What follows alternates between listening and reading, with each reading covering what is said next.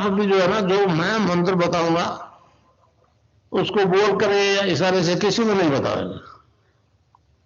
रैदास ने कहा ना, अब कैसे छूटे नाम नाम रट लगी। किसकी लगी नाम रट? राम की लगी, कृष्ण की लगी, ये रोक लगी हुई थी गुरुओं की। और उसका मानसिक जप करना, समझे? वो मंत्र बता दो, एक बीज मंत्र है वो। अब बरगद का पेड़ का बीज राई के दाने जितना होता है, किलोमीटर में फैलेगा, उसका होता है एक शब्द क्लीन शब्द, क्या आधा ला में मिला हुआ, बड़ी एक ही मात्रा और बिंदी, उसका उच्चारण होगा क्लीन गा। गा की ध्वनि निकलेगी पीछे। आप अंग बोलो, यहां स्ट्रोक लगता है, अंग बोलो। कभी मनी मैंने बोल के देखो, अंग बोलो तो यहां स्ट्रोक लगता है। तो इसमें क्लिंग बार बार आया, अब वो लय नहीं बनती क्लिंग एक में, तो हमारे ऋषियों ने इसको जपने का तरीके बताया, cling Krishna cling, cling Krishna cling. क्री लगनी चाहिए, क्रय नहीं क्री। एक ही मात्रा नहीं लगेगी तो राधा तत्व शामिल नहीं होगा, और राधा के बिना कृष्ण आधा।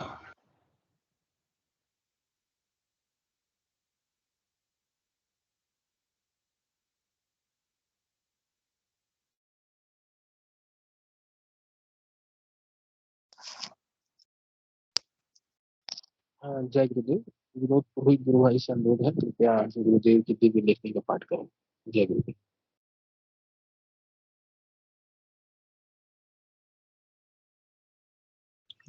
जय गुरुदेव जी। मैं स्क्रीन शेयर कर देता हूँ।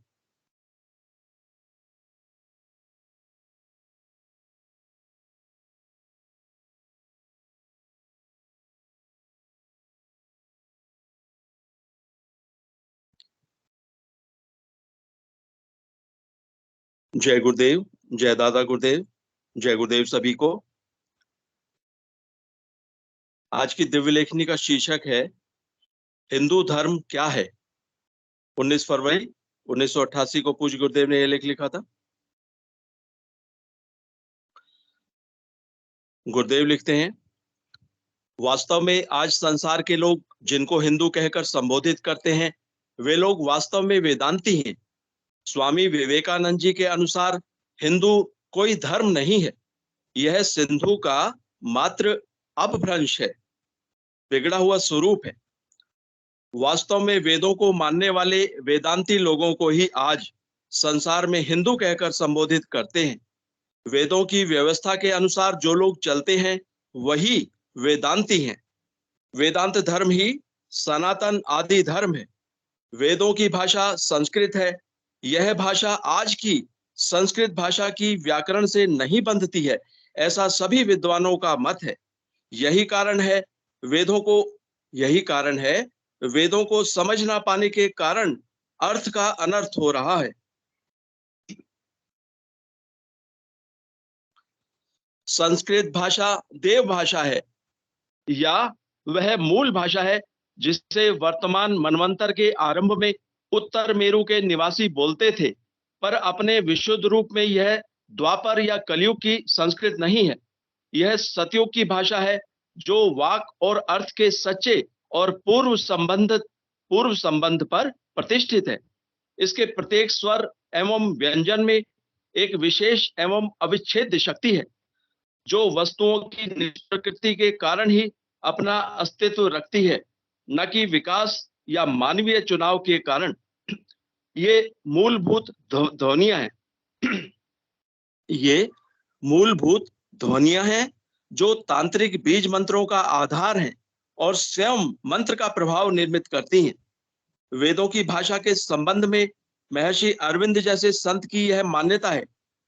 अतः वेदों को आधार मानकर जो कर्मकांड और धार्मिक विधियां इस युग में प्रचलित हैं, वे सभी आधारहीन और सच्चाई से बहुत दूर हैं। अतः अगर हमें वेदों की कुछ सच्ची झलक देखनी हो तो हमें पुराणों का अध्ययन करने से अधिक लाभ होने की संभावना है। पुराणों की रचना व्यास जी ने की थी। पुराणों की रचना क्योंकि सतयुग में नहीं हुई, अतः पूर्ण सच्चाई का ज्ञान तो संभव नहीं है, परंतु फिर भी पुराण और ग्रंथों से वेदों के अधिक निकट हैं। सतयुग में प्रत्येक मानव का उस परम सत्ता से सीधा संपर्क था। युग युग में यह अंतर बढ़ता ही गया। दूरी के हिसाब से आज का मानव सभी सीमाओं का अतिक्रमण करते हुए चरम सीमा तक पहुंच रहा है। हमारा विज्ञान भी कहता है कि ऐसी स्थिति में पहुंचने पर हर वस्तु का स्वरूप परिवर्तित हो जाता है। इस संबंध में विष्णु पुराण हमें स्पष्ट बताता है।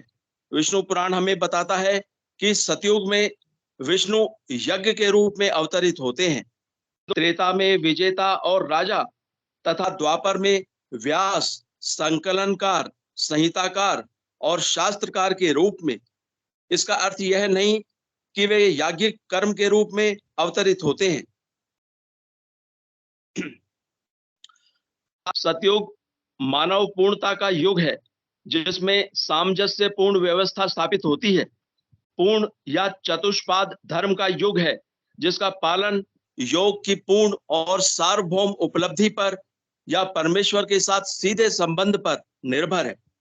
चतुष्पाद धर्म है ब्राह्मणत्व, क्षत्रियत्व, वैश्यत्व और शूद्रत्व। इन चारों धर्मों का पूर्ण सामंजस्य। इसी कारण सतयुग में पृथक वर्ण अस्तित्व नहीं रखते। त्रेता में ब्राह्मण तत्व का ह्रास होने लगता है, पर यह क्षत्रिय तत्व की सहायता करने के लिए एक गौण शक्ति के रूप में बना ही रहता है। उस समय क्षत्रिय तत्व ही मानव जाति पर शासन करता है। मनुष्य जाति तब पहले की तरह अंतर्निष्ठ ब्रह्म ज्ञान से सहजतया धारित वीर या तपस के द्वारा रक्षित नहीं होती, बल्कि वह एक ऐसे वीर या तपस द्वारा रक्षित होती है जो कुछ कठिनाई से ही ब्रह्म ज्ञान को पोषित करता है और उसे ध्वस्त होने से बचाता है। तब विष्णु क्षत्रिय अर्थात वीर और तपस के विग्रहधारी केंद्र के रूप में अवतीर्ण होते हैं। द्वापर में ब्राह्मण तत्व और अधिक ह्रास को प्राप्त होकर कोरे ज्ञान या बौद्धिकता में परिणित हो जाता है।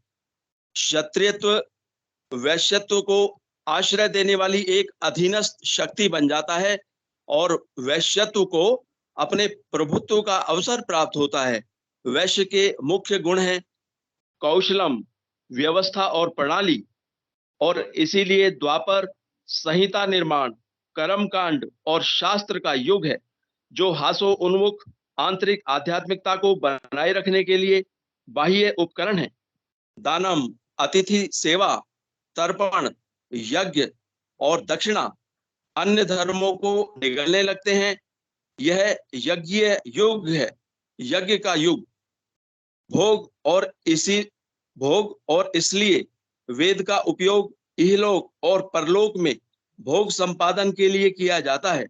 इसमें विष्णु बुद्धि और अभ्यास की अर्थात बौद्धिक ज्ञान पर आधारित नित्य अनुष्ठान की सहायता से धर्म के ज्ञान और आचरण को सुरक्षित रखने के लिए स्मृतिकार, कर्मकांडी और शास्त्रकार के रूप में अवतरित होते हैं।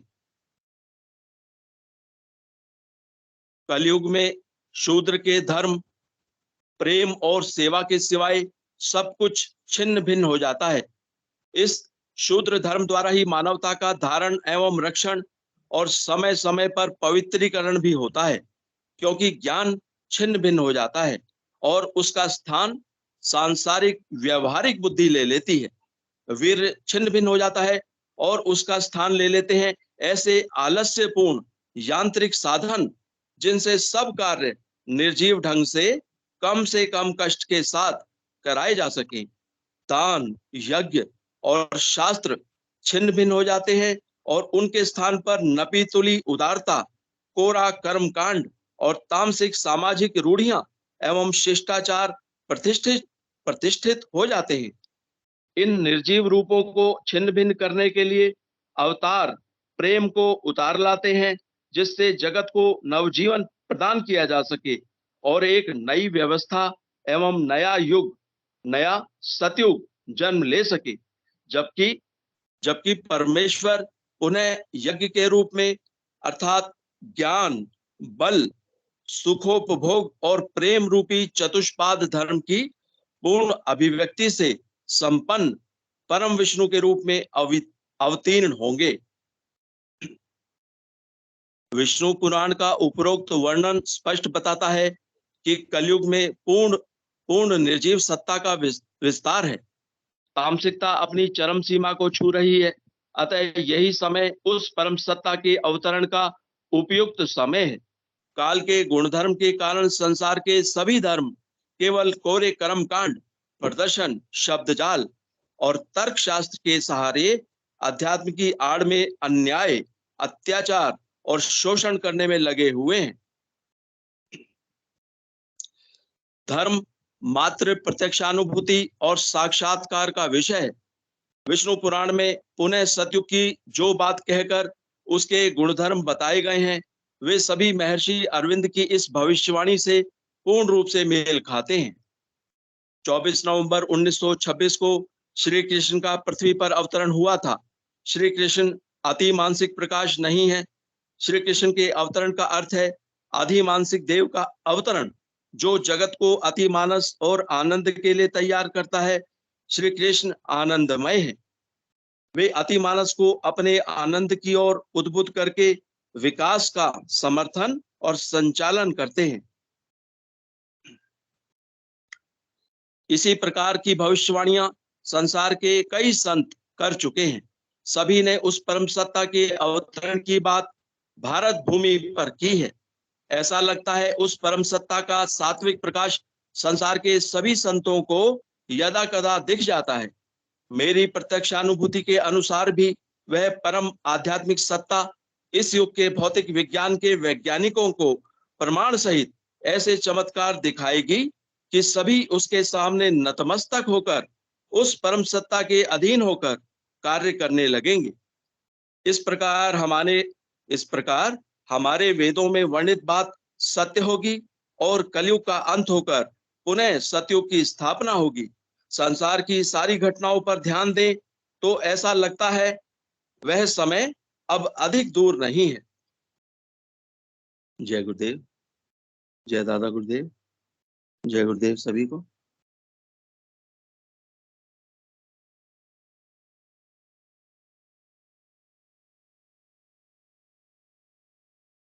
गुरुदेव, सुनील शास्त्री गुरु भाई से अनुरोध है, कृपया मंच का संचालन करें।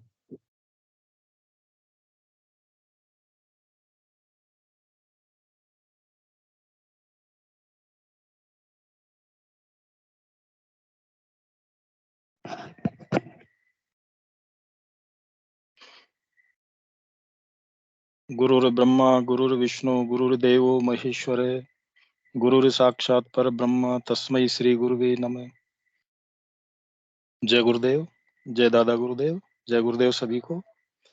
अध्यात्म विज्ञान सत्संग केंद्र जोधपुर के बैनर तले संचालित इस ऑनलाइन ध्यान प्रोग्राम में आप सभी गुरु भाई बहनों का हार्दिक स्वागत है, अभिनंदन है।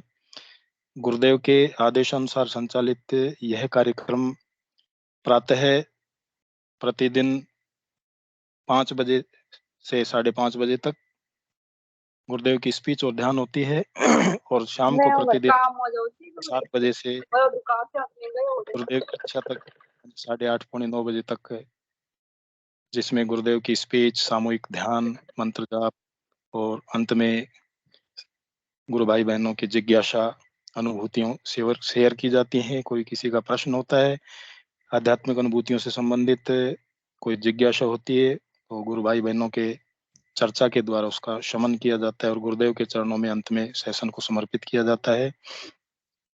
तो आज के इस प्रोग्राम में आप सभी का स्वागत करते हुए मैं निवेदन करता हूं कि कोई भी गुरु भाई बहन, पहले तो जो आज नए जुड़े हैं उनको मंच के ऊपर आमंत्रित करता हूं कि वो आए और अपनी अनुभूति, अपनी जिज्ञासा या कोई मन में प्रश्न हो, शंका हो, उसको मंच के ऊपर साझा करें ताकि उस चर्चा को आगे बढ़ाया जा सके। जय गुरुदेव सभी को। कोई भी गुरु भाई बहन अपने अनुभूति शेयर करना चाहता है तो स्वागत है।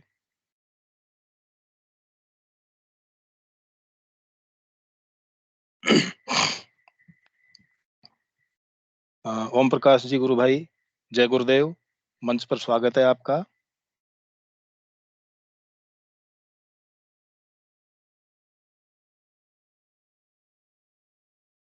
जय गुरुदेव गुरु भाई, आपका माइक अनम्यूट कीजिए।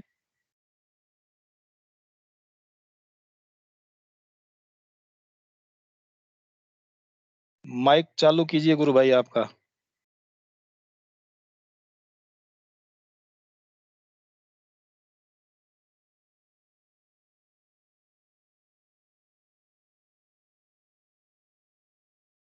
गुरु भाई आपका माइक अनम्यूट कीजिए कृपया।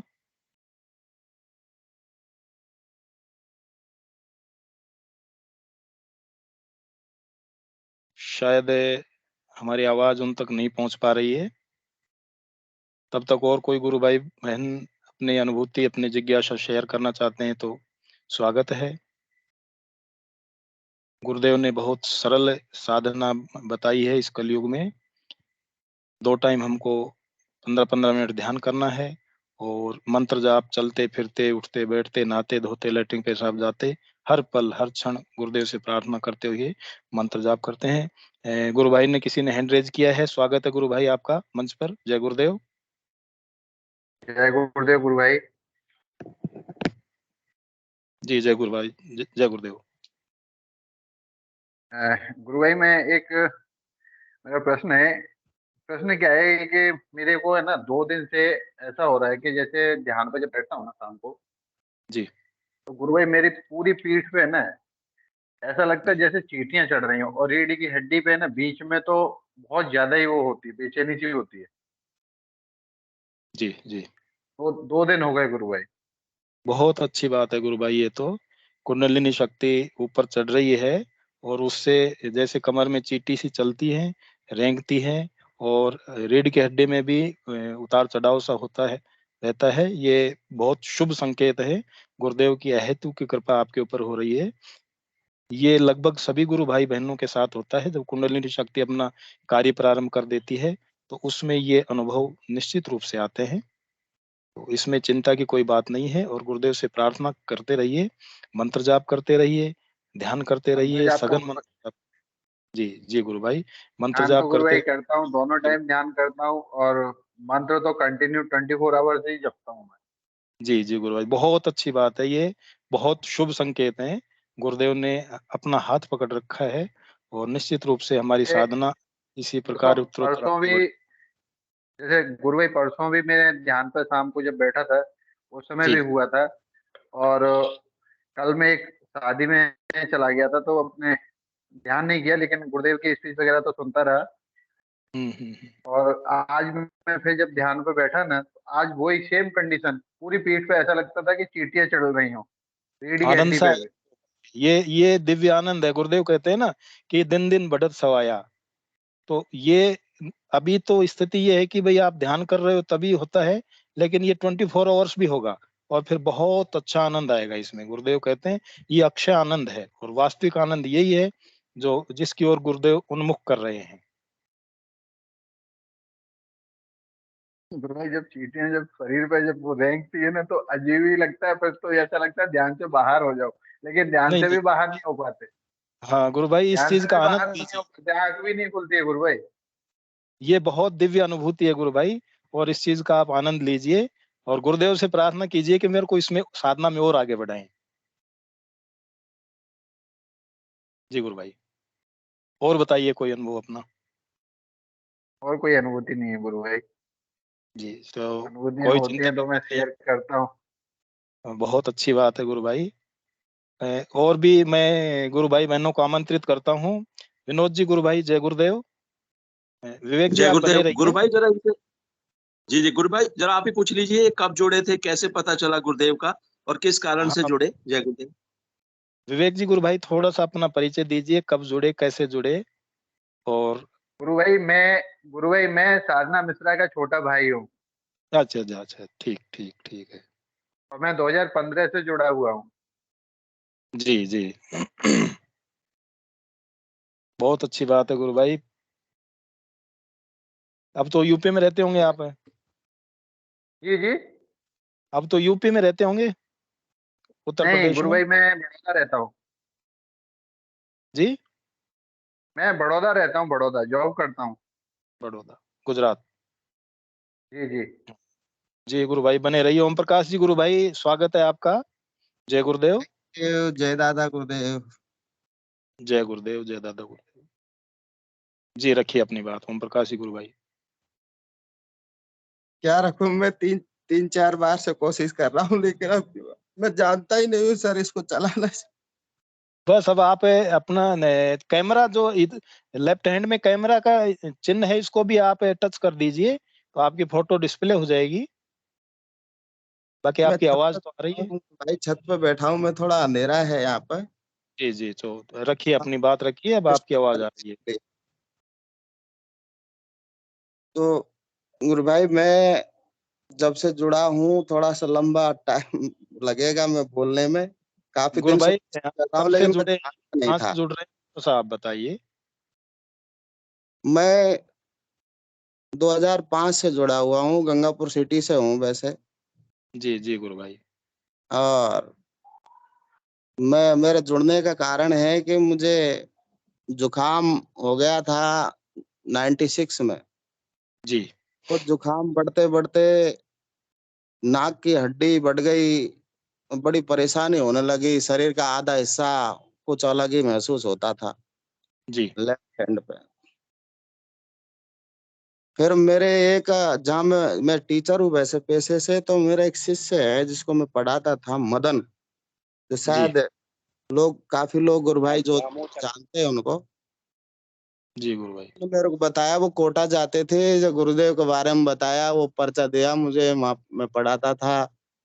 जब उन्होंने मेरे को बताया तो मेरे समझ में नहीं आया। मैंने कहा तू तो बच्चा है, तू क्या समझे, ये तो बाबा लोग बहुत ढोंगी घूम रहे।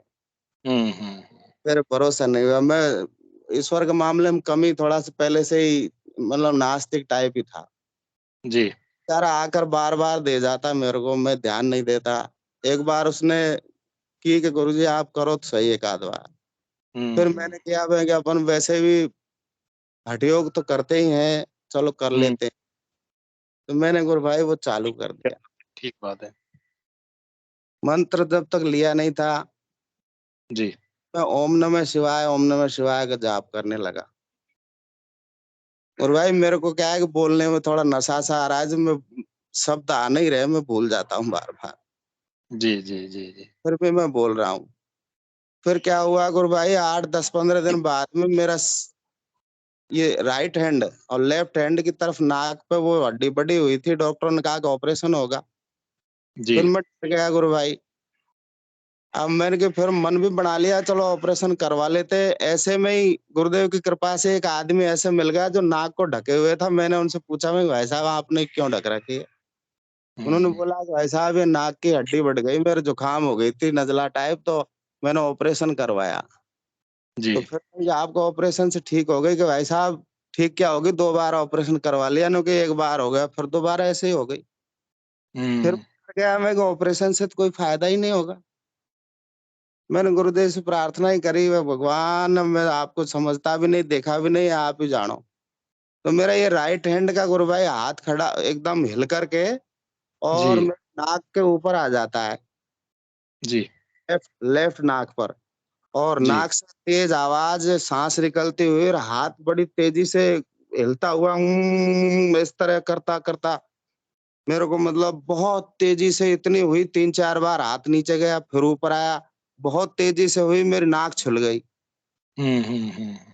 फिर 15 मिनट मैंने वो ध्यान पूरा हो गया, 10 5 दिन ऐसे हुई तो मेरी नाक जो है छिल गई और काले काले धब्बे पड़ गए इस तरह। फिर मैंने वो मदन भाई को बताया, उसने बताया कि गुरुजी ये अब वो क्रिया चालू कर दी गुरुजी ने। हम्म। फिर मेरे को वो दीक्षा लेने की तमन्ना जागृत हो गई, जो फिर उनके साथ ही मैं 21 जुलाई 2005 को मैं बीकानेर में जाकर के दीक्षा ली गुरुदेव से। जी जी जी गुरु भाई। अभी तक गुरुदेव ने मेरे को दर्शन तो नहीं दिए हैं, मैं ऐसा दुर्भाग्यशाली हूँ। लेकिन मेरे को इतने आसन हुए हैं साहब कि मैं बाबा रामदेव को देखता रहता हूँ, तो वो तो शायद जानते भी नहीं ऐसे-ऐसे आसन मेरे शरीर हम्म। में इतने आसन होते हैं और उतने प्राणायाम होते हैं। अभी फिलहाल की जो स्थिति है वो ये है कि मेरी जीभ गोल जी होकर के ऊपर चिपकी रहती है। दिन भर जब भी जाप करता हूँ ऊपर चिपकी रहती है। जी गुरु और भाई।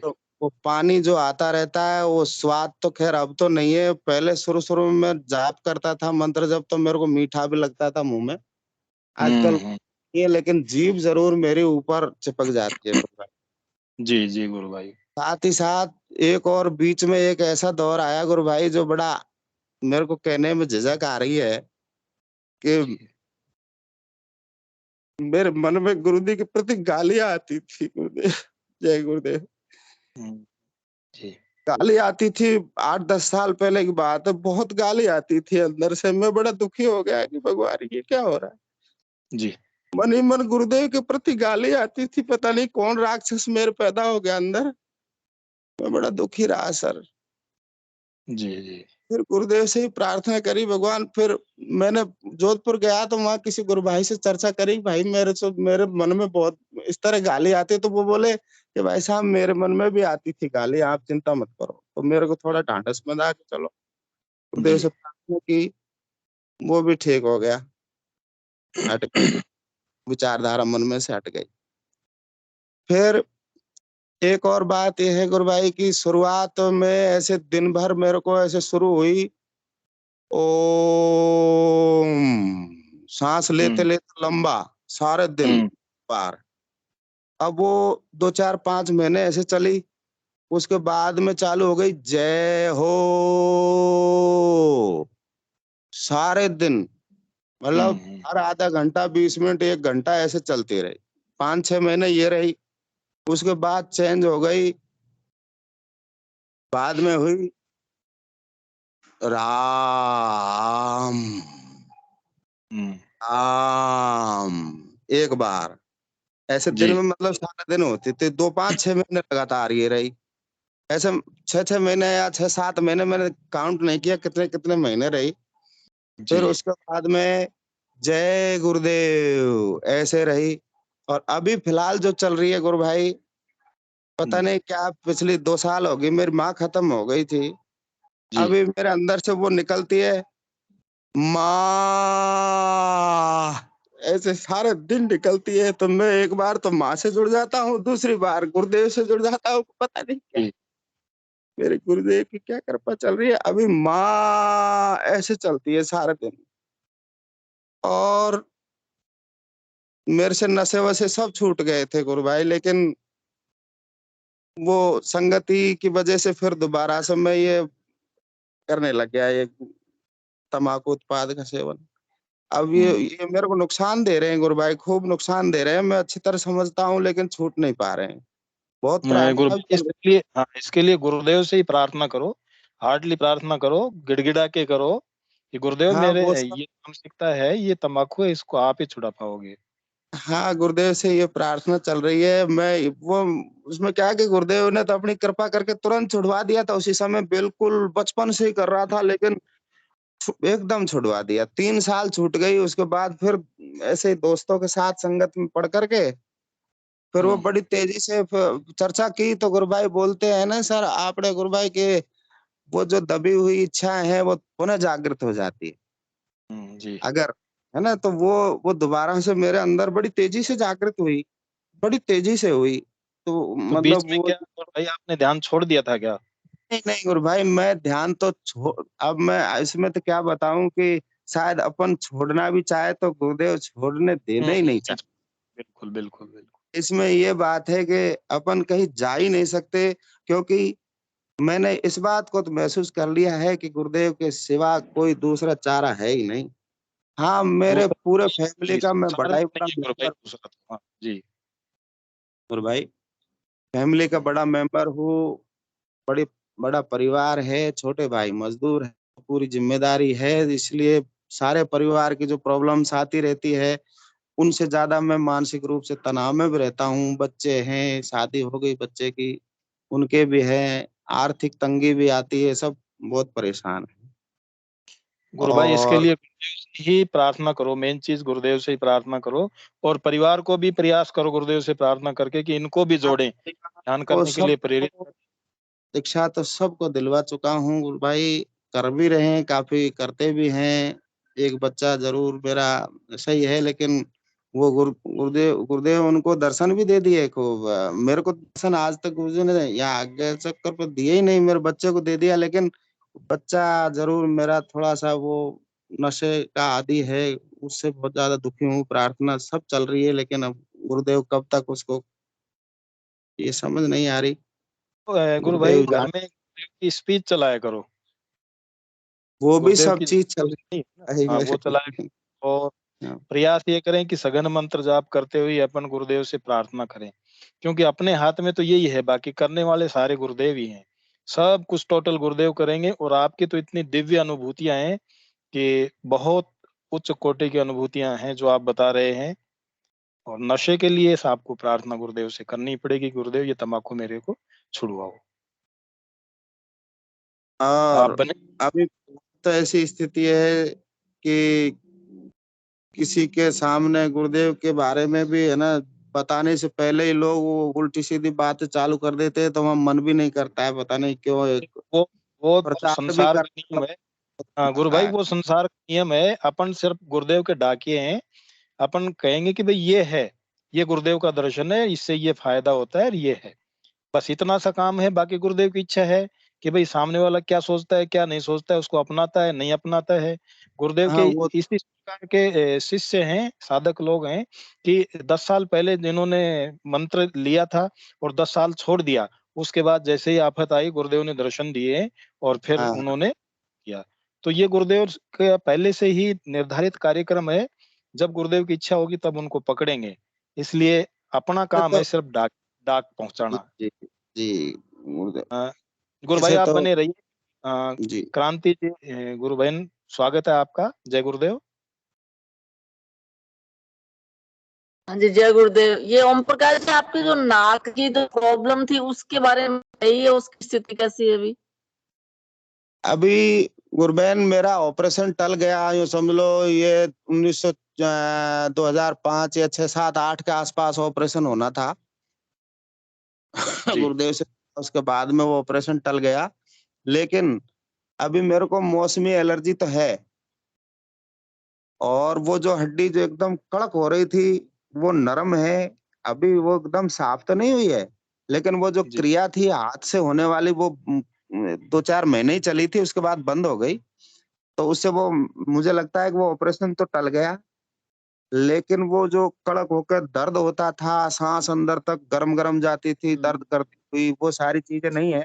लेकिन जैसे ही बादल होते हैं, तो उनसे थोड़ा-सा शरीर में थकान और इस तरह की स्थिति वो हो जाती है। ये भी अब गुरुदेव से प्रार्थना है, वो देखो कब तक कर पाते हैं। मैं, क्योंकि मैं शायद इसलिए शायद ये बनी हुई है कि मैं वो उसका आदी हो गया ना थोड़ा-सा, कल संगत में पढ़ कर के, उसका तम्बाकू हम्म उत्पादों का सेवन करने लग गया, तो शायद इसलिए ये बनी हुई है। बाकी ऑपरेशन गुरु नहीं भाई, हुआ। जो जिनके साथ आप बैठते हैं उनको भी गुरुदेव का ध्यान करवा दो। कोई दिक्कत नहीं है, गुरुदेव से प्रार्थना करके ध्यान कराओ। आपका भी छूट जाएगा और उनका भी छूट जाएगा, उनका भी कल्याण हो जाएगा गुरुदेव की कृपा से। अब तो क्या है कि अब तो मेरे अंदर ही वो जागृत हो गया है, वो तामसिकता जो दूसरे का कोई जरूरत नहीं पड़ती है ना।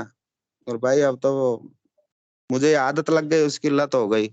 अब गुरुजी से प्रार्थना है कि वो कब तक छुड़वाते हैं। और निश्चित रूप से छुड़वाएंगे। आप प्रार्थना किए जाएं और सघन मंत्र जाप करें।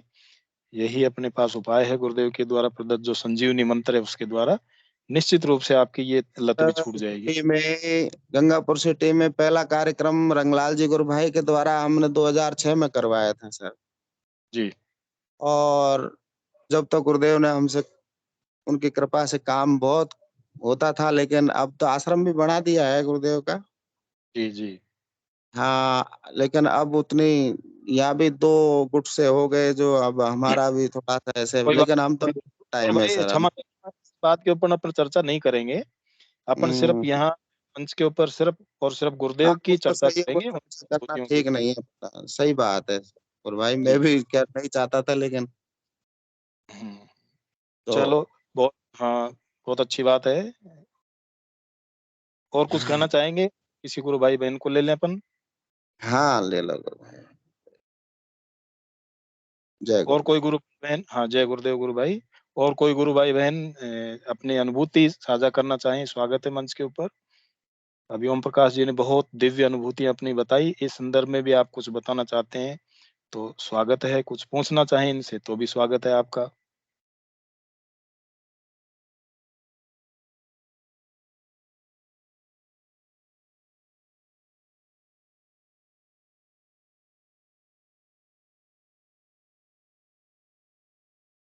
जगदीश चंद्र शर्मा जी, अलवर से शर्मा जी जुड़ रहे हैं, कोई कैलाश जी शर्मा, कैलाश चंद्र शर्मा।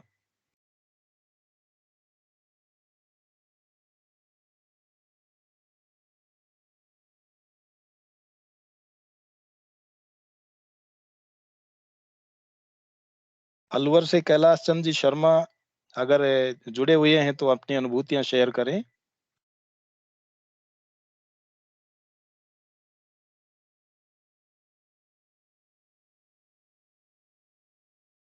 और कोई गुरु भाई बहन अपनी अनुभूतियां शेयर करना चाहें तो मंच पे स्वागत है।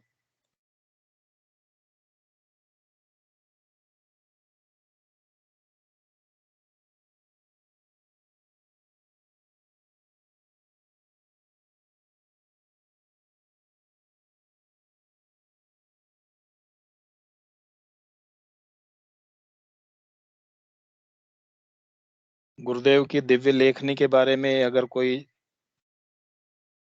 चर्चा करना चाहे तो भी स्वागत है। हाँ अनु बहन जी, जय गुरुदेव, स्वागत है मंच पे आपका।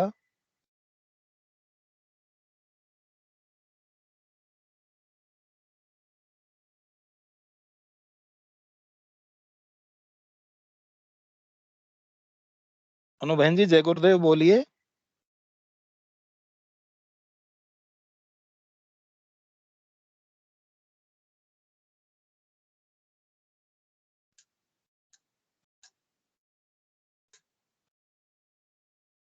शायद अनु बहन जी के टावर प्रॉब्लम है कोई।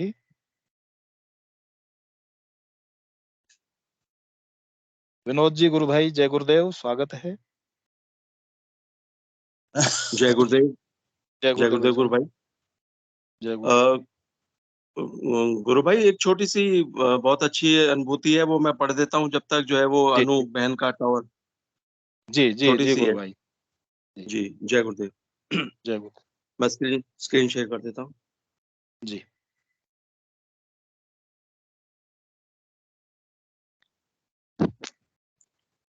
जय गुरुदेव, जय दादा गुरुदेव, जय गुरुदेव सभी को। ये तुलसी देवी जी हैं, उनकी अनुभूति है। आंखों की रोशनी वापस आई। पत्नी श्री शेषाराम मेघवाल, जोधपुर, राजस्थान। सितंबर 2017 में मुझे सिर दर्द की शिकायत हुई। मैंने डॉक्टर को दिखाया तो उन्होंने कुछ दवाइयां दी और घर भेज दिया। थोड़ा फर्क पड़ा, पर कुछ ही दिनों में असहनीय दर्द शुरू हो गया। कुछ समय बाद बाईं आंख से दिखना बंद हो गया। जोधपुर एम्स के डॉक्टरों को दिखाया तो उन्होंने कहा कि यह एक असाध्य रोग है, इसका कहीं भी इलाज नहीं है। उन्होंने बताया एक इंजेक्शन जो 6,000 रुपए का आता है, उसको लेने से शायद कुछ फर्क पड़े। मैंने ऐसे 3 इंजेक्शन लिए, पर कोई फर्क नहीं पड़ा, दर्द बढ़ता ही गया। फिर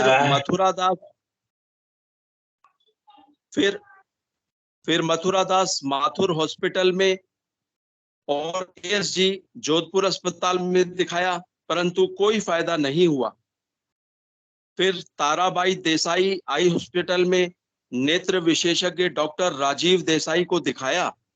उन्होंने जांच करने के बाद बताया कि इसका इलाज संभव नहीं है। फिर भी उन्होंने एक इंजेक्शन जिसकी कीमत 36,000 रुपए है, लगाने की सलाह दी। इसको लगाने पर थोड़ी राहत मिली, पर फिर असहनीय दर्द शुरू हो गया। अब तक मैं और मेरे पति हताश हो चुके थे। हमारी गरीबी हालत को देखते हुए डॉक्टर राजीव देसाई ने कहीं भी और नहीं दिखाने की सलाह दी। एक दिन कुछ कागजात को खोजते समय मेरे पति को सदगुरुदेव सियाग की एक पुस्तक मिली, जिसे उन्होंने पढ़ा। उसमें गुरुदेव के कर कमलों से लिखी आराधना की बातें, मंत्र, कुंडलिनी जागरण, सिद्धयोग दर्शन और इसके अलावा गुरुदेव के ध्यान और संजीवनी मंत्र के जाप से सभी प्रकार की बीमारियां ठीक हो जाती हैं, इसकी जानकारी थी। मेरे पति को तुरंत ही गुरुदेव में विश्वास हो गया, इसलिए हम 27 जुलाई 2018 गुरु पूर्णिमा के दिन जोधपुर आश्रम आए और दीक्षा ली। मैंने ध्यान और संजीवनी मंत्र का सघन जाप शुरू कर दिया। इसका यह परिणाम हुआ कि अब मैं पहले से बहुत अच्छा महसूस कर रही हूं और मुझे दिखना शुरू हो गया है। मुझे अंदर से बहुत शांति महसूस होती है। गुरुदेव में पूर्ण विश्वास होने के कारण मुझे मंत्र जाप और ध्यान से आनंद आता है। जय गुरुदेव, जय दादा गुरुदेव, जय गुरुदेव सभी को। जय गुरुदेव। बहुत ही सुंदर अनुभूति थी। गुरुदेव के लिए कोई भी चीज असंभव नहीं है। इस अनुभूति को सुनकर बहुत आनंद आया और इस तरह के चमत्कार गुरुदेव हर पल अपने साधकों के साथ, अपने भक्तों के साथ करते रहते हैं। हाँ, क्रांति चौधरी गुरु बहन, जय गुरुदेव, स्वागत है आपका। हाँ जी, कल विनोद जी गुरु भाई ने बताया कि जैसे वो बीमार हो गए थे तो उन्होंने खुद के दूसरे गुरु की गुरुदेव से प्रार्थना ठीक होने की, तो क्या उनको ऐसा लगा कि उससे उनको आराम आया है? और हमें दूसरों को कब बोलना चाहिए प्रार्थना करने के लिए, खुद के लिए, इस बारे में थोड़ा वो बोलें। जी विनोद जी गुरु भाई। जय गुरुदेव, जय गुरुदेव। जय गुरुदेव, जय गुरुदेव गुरु बहन। देखिए, वैसे तो इसमें कोई जरूरत नहीं है किसी से आप जो है अपने लिए प्रार्थना करवाएं, ठीक है। बहुत ही क्रिटिकल कंडीशन किसी की होती है, तो जैसे एक बार पंकज भारद्वाज जी ने भी जो है यहाँ पे मंच पे जो है सबसे प्रार्थना करने के लिए बोला था कि बहुत ही कोई क्रिटिकल पोजीशन में थे उस दिन, तो शायद ऐसी कोई अवस्था हो, कोई मृत्यु शैया पर पड़ा हुआ हो, तो गुरुदेव का जो है प्रार्थना करने के लिए चलो ठीक है, लेकिन वैसे कोई जरूरत नहीं पड़ती। हम बस खुद ही अपने आप ही जो है गुरुदेव से जब करुण प्रार्थना करते हैं तो उससे अपने आप ही रिजल्ट मिलते हैं, क्योंकि गुरुदेव तो करुणा के, दया के सागर हैं। तो किसी और से सिफारिश करवाने की वैसे कोई जरूरत नहीं है। वो तो चलो कोई एक भाई बंदी में किसी से बातचीत होती थी तो मैंने ऐसे ही बोल दिया। मैंने कहा आपके बड़ी तीव्र अनुभूतियां होती हैं, तो मेरे लिए भी प्रार्थना कर दो। वो थोड़ा ऐसे ही परिहास में कह लीजिए, थोड़ा सा भाई बंदी में, वरना वैसे उसकी कोई जरूरत नहीं है कि आप अपने लिए किसी से प्रार्थना करवाएं, क्योंकि गुरुदेव को किसी की सिफारिश करवाने की जरूरत नहीं है। हमें गुरुदेव ने शरण में ले लिया है तो हमारी सारी जिम्मेदारी ले ली है। योग क्षेम वाम्यम, जो भगवान श्री कृष्ण ने कहा है ना, और हमारे गुरुदेव तो कृष्ण के अवतार ही हैं, तो योग क्षेम सब वहन कर लेते हैं। जब हमें अपनी शरण में ले लेते हैं तो सब कुछ जो है, तो हमें अपनी ड्यूटी पूरी करनी है। बाकी सब गुरुदेव ने तो कहा भी है, इससे ज्यादा मतलब घोषणा ही कर दी कि बस आप सुबह शाम 15-15 मिनट का ध्यान करो और मंत्र जाप करो। इससे आगे की सारी जिम्मेदारी मेरी है, इससे आगे की जिम्मेदारी खत्म आपकी। तो गुरुदेव ने कह ही रखा है कि भाई इससे आगे तुम्हारी कोई जिम्मेदारी नहीं। और बाद में तो गुरुदेव ने ये भी कहा है कि अगर कुछ दिन सीरियसली आपने मंत्र जाप कर लिया तो फिर मंत्र जाप करने का प्रयास भी नहीं करना पड़ेगा, वो भी आपकी चिंता खत्म, वो भी फिर अंदर वाला ड्यूटी ले लेगा आपकी। फिर तो अंदर ही अंदर वो अपने आप ही मंत्र जाप शुरू हो जाएगा, अजपा लग जाएगा। और बहुत सारे साधकों ने ऐसे बताया भी है कि उनका अजपा लग गया, तो प्रयास करके फिर मंत्र जाप करने की भी छुट्टी। तो इसीलिए गुरुदेव ने कहा है कि इतनी सरल साधना है ये, और लोगों ने इतना मुश्किल बना दिया कि पता नहीं हिमालय पे जाना पड़ेगा या पता नहीं कितने जन्म लेने पड़ेंगे। ये गुरुदेव के शब्द है। जी जी जी गुरु बहन, आप कुछ बोलिए। जी जय गुरुदेव, आप बोलिए गुरु भाई। गुरुदेव ने तो मतलब जो ब्लड रिलेशन वाले हैं उन्हीं को बोला है कि अगर वो करने में सक्षम नहीं है तो उसके जो ब्लड रिलेशन वाले प्रार्थना कर सकते हैं। तो मैंने इसलिए पूछा क्योंकि फिर एक ट्रेंड सा बन जाता है इस टाइप से बोलने का, क्योंकि कल ही फिर आज ही मेरी किसी गुरु बहन से बात हो रही थी तो इस टॉपिक पे भी बात हुई, और फिर मैं उनका नाम तो नहीं बताऊंगी, उन्होंने ये भी बोला कि उनका नाम पूछिए कौन से गुरु भाई हैं, हम भी कुछ प्रार्थना करवा लेते हैं। तो अगर हो सके तो आप उनका नाम बता दीजिए। जय गुरुदेव। गुरु बहन, जय गुरुदेव गुरु बहन। पंकज गुरु भाई, जय गुरुदेव। आप अपनी बात रखिए इस संदर्भ में।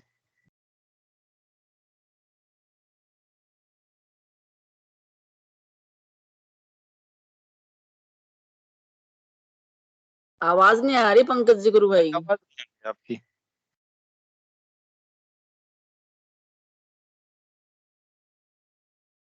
अभी भी आवाज नहीं आ रही। आवाज नहीं आ रही।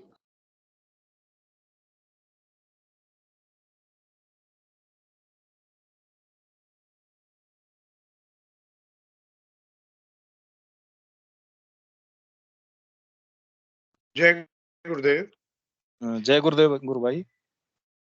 जी जी, कई बार क्या है, नेटवर्क का इश्यू रहता है या बीच जी में कॉल आ जाता है ना, तब ऐसी प्रॉब्लम आती है। जी तो मैं विनोद जी गुरु भाई ने जो बोला, मैं उसका पूरा मतलब उसी को आगे एक्सटेंड करूंगा कि देखिए, आजकल हम धर्म के नाम पे हमें क्या चाहिए, आडंबर चाहिए, हमें कोई एक्टिविटी चाहिए, हमें कोई शॉर्टकट रास्ता चाहिए। वो करने के लिए और रूप ही ऐसा बना दिया है कि ये फला फला उपाय कर लो, या इस आदमी से आप प्रार्थना करवा दो, या इस आदमी से आप बुझवा लो, वो उससे आपका काम हो जाएगा। हमें इस बात से तो कोई मतलब ही नहीं है कि हमारा आत्मा का उत्थान नाम जप से होगा। हमें तो अपनी परेशानियां हैं उनको सॉल्व करवाना है गुरुदेव से। तो गुरु भाई ने किस भाव में कहा, वो शायद उनका अलग कोई दृष्टिकोण रहा था। प्रार्थना हम किसी भी व्यक्ति के लिए कर सकते हैं। कोई ऐसा नहीं है कि अपना कोई मतलब विशेष व्यक्ति है उसके लिए प्रार्थना की जाए। प्रार्थना का उद्देश्य होता है कि हम सभी आपके दुख में सहभागी हैं। आपका कोई विशेष भयंकर बीमारी है, कोई कैंसर, एड्स से बहुत ज़्यादा परेशान हो रहे हो, जो हमसे देखा नहीं जा रहा। होता है ना, अपन कहीं बाहर भी जाते हैं तो हम किसी के व्यथा, किसी के दुःख को देख के हम खुद दुखी हो जाते हैं, तो हमारे मुँह से निकल जाता है कि हे भगवान, इस पे दया दृष्टि दिखाओ, इस पे कृपा करो। वो भाव होता है प्रार्थना का, दूसरे के द्वारा किए जाना। उसमें कोई नियम या कोई वैसी बात नहीं है, वो तो आपका स्वयं का है, आप जिसके लिए जैसा करना चाहें। और सामूहिक प्रार्थनाएँ, हम कोई ऐसा केस होता है तो हम उसके लिए एक बार निवेदन कर लेते हैं, बाकी तो व्यक्तिगत है। एक तरह से वो एक सूचना मात्र होती है कि फलाँ-फलाँ कोई बहुत अधिक बीमार है, चल रहे हैं आजकल। यदि आप उनसे एसोसिएट हो तो आप, यदि आप करना चाहो तो कर लीजिए। बाकी ये अक्सर अब नहीं करते हैं हम लोग भी ना। तो गुरु बहन, गुरुदेव ने स्पष्ट कहा है कि शिष्य और गुरु के बीच में तीसरे आदमी का कोई रोल है ही नहीं। वो विशेष केस जो ब्लड रिलेशन वाला बता रहे हैं, वो भी तब होता है जब व्यक्ति खुद आराधना करने में सक्षम नहीं है। यदि वो खुद कर रहा है आराधना, तो उसके खुद वाली ज़्यादा लगेगी। या आप जैसे गुप्त दान देते हैं हम, मान लो, तो हम किसी दूसरे के लिए प्रार्थना करते हैं स्वयं के मन से, कहलवा के नहीं। आप मेरे को बोलो कि मेरे लिए प्रार्थना करो आप, ये नहीं। मेरे मन में खुद में आए कि यार गुरुदेव, शायद इस व्यक्ति के जीवन में बहुत कष्ट है, आप इस पे कृपा कीजिए। यदि आप प्रार्थना सुन रहे हैं और मैं इसके लिए मतलब, हमारी प्रार्थना फिर उस स्तर की होनी चाहिए कि भई मेरे नाम जप का कुछ कम हो रहा है तो होने दीजिए, मेरा पुण्य कुछ इसको लग जाए तो करने दीजिए। तो मतलब उस स्तर का हमारे अंदर भाव होना चाहिए, मानव सेवा का भाव जो होता है। तो मैं फिर से वही बात कहूँगा कि इस तरह के प्रथा, इस तरह का प्रचलन या इस तरह के जो तौर तरीके हैं, उनको हमें सिरे से नकारना चाहिए। कोई व्यक्ति यदि कहे भी कि फलाँ व्यक्ति का नाम पूछवा दीजिए, उससे हम भी करवाएँगे, नहीं, ये सिद्धयोग नहीं है। फिर आप सही रास्ते पे नहीं हो शायद। गुरुदेव तो कहते हैं अंदर बैठा है गुरु, उससे जुड़िए। हम उससे जुड़ने का तो प्रयास नहीं करते। बाहर वालों से हम सोचते हैं कि वो वाला व्यक्ति शायद मेरी गुरुदेव तक बात दे, शायद उससे गुरुदेव मेरी बात सुन ले। अरे वो अपने अंदर बैठा है। गुरुदेव तो ये भी कहते हैं, अंदर बैठा जाएगा कहाँ बच के? उससे जुड़ने का प्रयास हमें करना चाहिए हमारी आराधना में, हमारी प्रार्थना में। गुरुदेव ने 1-2 स्पीच में ये भी कहा है कि अंदर वाला ज़्यादा करेक्ट जवाब देगा, उससे पूछो ना आप।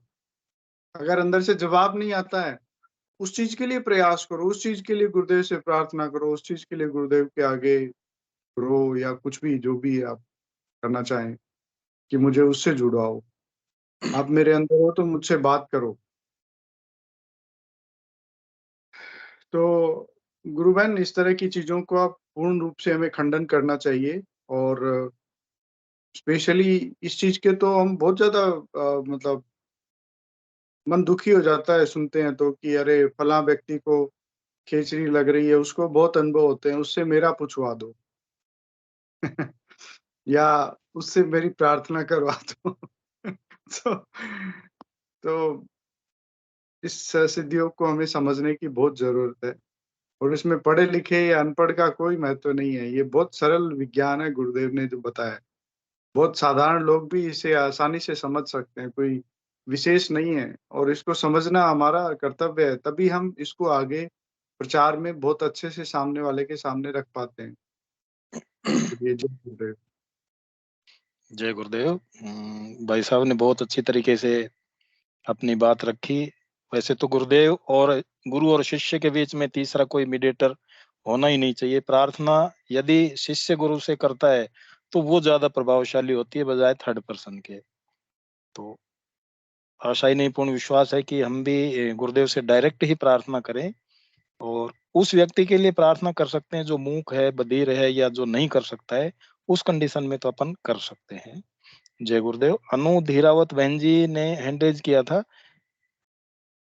अगर वो मंच पे अपनी बात साझा करना चाहें तो स्वागत है। अनु धीरावत गुरु बहन।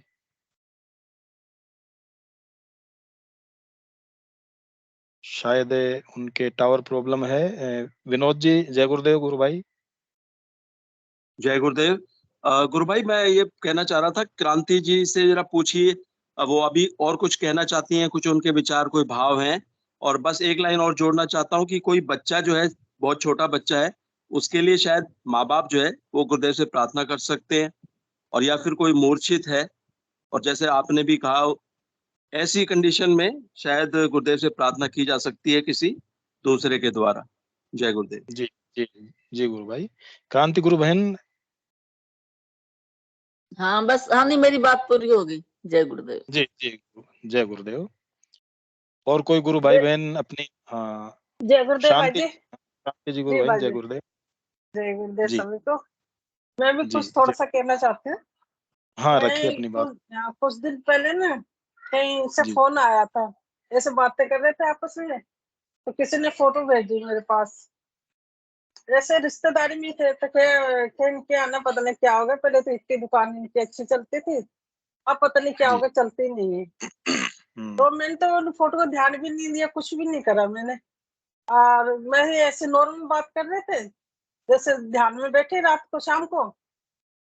तो जी मुझे पता नहीं क्या दिखाई दिया, गुरुदेव भी जानते हैं जैसे। तो मुझे ध्यान में क्या दिखाई दे रहा है, जो उनके फलों की रेहड़ी थी ना, ठेला था, जी जी उसके ऊपर एक पतला सा लड़का और कोई कपड़ा उसके ऊपर साफ कर रहा था।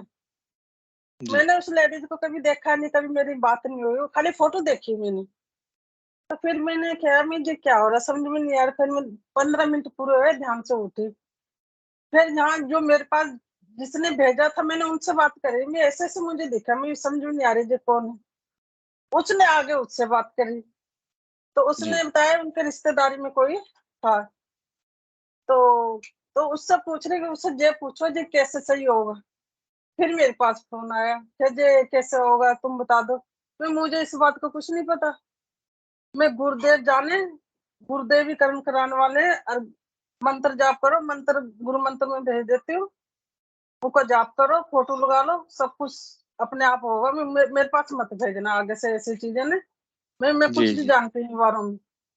तभी से अगर मैंने जवाब दे, मैं क्या, मैं हम तो पूजा, हमारे पास तो टाइम नहीं है, वो नहीं है। मैं क्या करूँ, टाइम नहीं है तो आप लोगों के पास।